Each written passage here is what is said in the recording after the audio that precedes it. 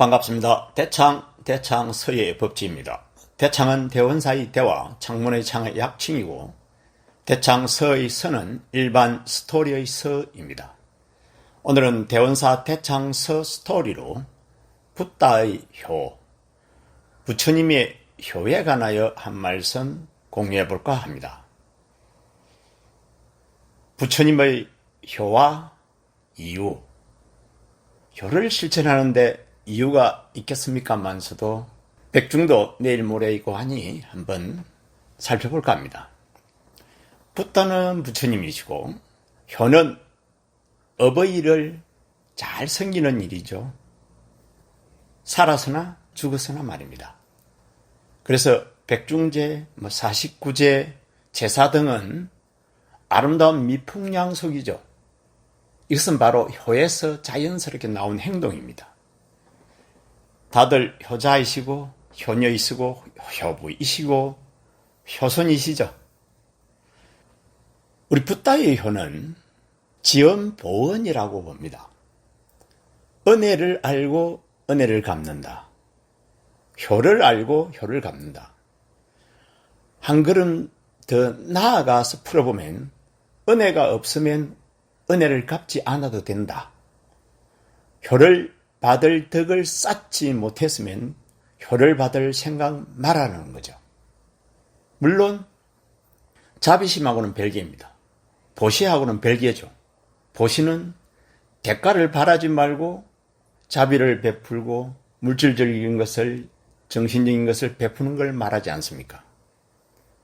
여기에는 우리 불교의 적극적인 개인 윤리 개념이 좀 들어있습니다. 그래서 효를 반드시 쌓아라는 말이죠. 효를 받을 공덕을, 덕을 반드시 쌓아라는 말이죠. 이것은 엄중히 우리에게 어떻게 살아라 하는 것을, 부모로서, 인간으로서 어떻게 살아라 하는 것을 엄중하게 경고하고 있는 듯합니다. 왜냐하면 유교의 효와 비교를 해보면 그렇습니다. 유교의 효는 무조건적입니다. 부모가 자식을 버리더라도 자식은 부모들에게 효를 해야 됩니다. 이것이 천륜이고 이것이 당연한 겁니다.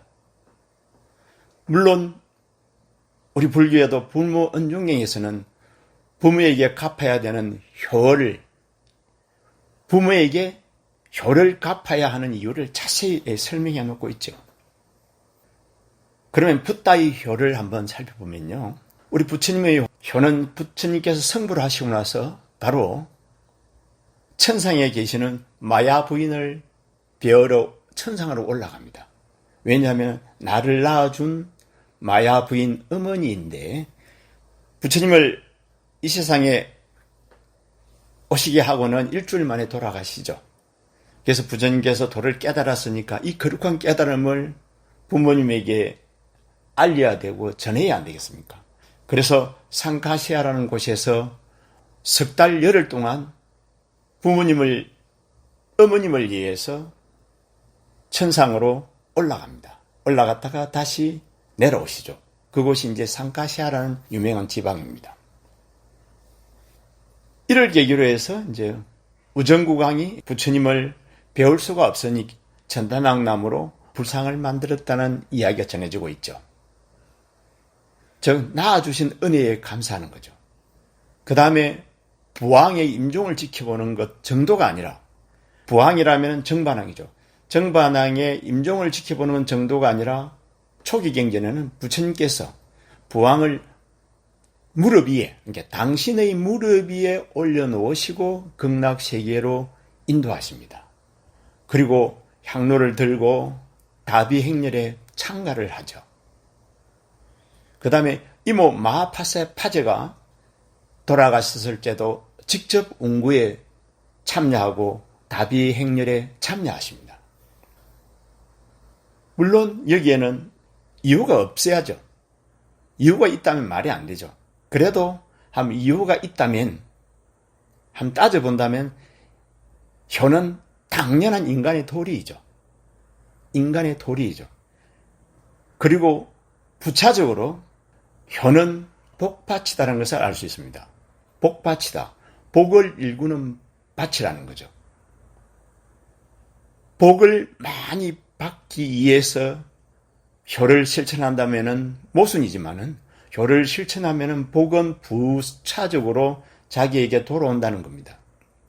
지상경에도 보면은 사람이 이성을 떠난 사람을 위해 공덕을 지어주면 조금 풀었습니다만은 제라든지 사식구제라든지 제사라든지 이와 같은 것을 인연을 지어주면 짓는 권속도 지어주는 권속도 현세에 무한한 복을 받는다고 해놨습니다. 무한한 복을 받는다. 그래서 고인은 7분지 1 돌아가신 분은 7분지 1을 받고 7분지 6은 후손이 허행을 한 그 공덕을 받는다는 거죠. 복을 받는다는 거죠.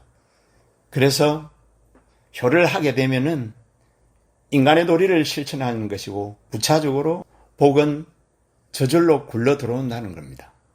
물론 이제 지금 생각해 보면은 지금하고 옛날하고 효의 실천 방법이 다릅니다. 여러 가지로 많이 다르죠. 그래서 지금은 시대에 맞는 효, 이 시대에 맞는 효, 나에 맞는 효를 실천해야 되죠. 요즘은 가족과 국가의 힘이 합해져서 우리에게 적절한 효의 실천이 요구되고 여기에 따라서 효를 실천하면 됩니다. 무조건 부모님을 옆에서 손발이 되어 드린다는 것도 하나의 효지만은 국가에 의존해서 국가와 힘을 합해서 더 좋은 환경에서 내가 부모에게 해드리는 것보다 더 건강하고 안전한 효를 실천하는 방법도 우리가 한번 생각해 본다는 거죠. 정리해보면 이 효는 가정마다 시대마다 자기에 맞는 효를 실천해서 행복한 가정, 복만한 가정이 이루라는 의미를 한번 담아봅니다. 오늘 소생과 같이 붓다의 효를 같이 한 인연으로 각자의 가정에 자식은 부모에게 효를 다하고 부모는 자식에게 사랑이 넘쳐 행복한 가정 되시길 불전에 축원 올립니다.